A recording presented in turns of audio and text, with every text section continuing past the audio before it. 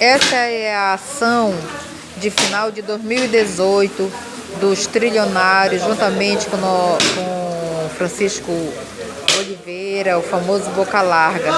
Viemos aqui na comunidade do Corre Água fazer uma singela doação para algumas crianças, famílias carentes de roupa, brinquedos e alimentos. Estamos agora, arrumando e esperando, os líderes da comunidade, as pessoas humildes, para fazer a doação.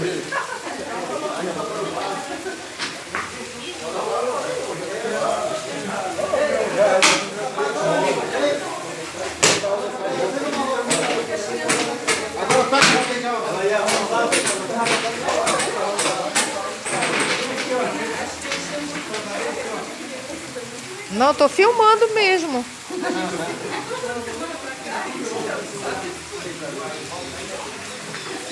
Claudinho?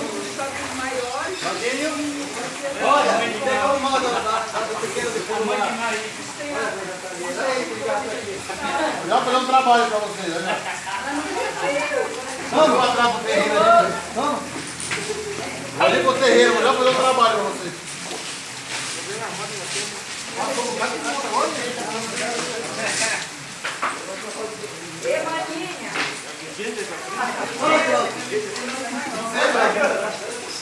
Não precisa. Já tá durinho.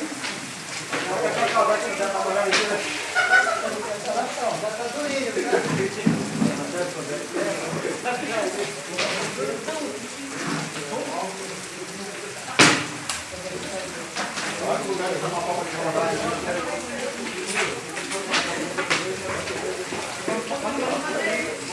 Essa é a ação final dos trilionários de 2018.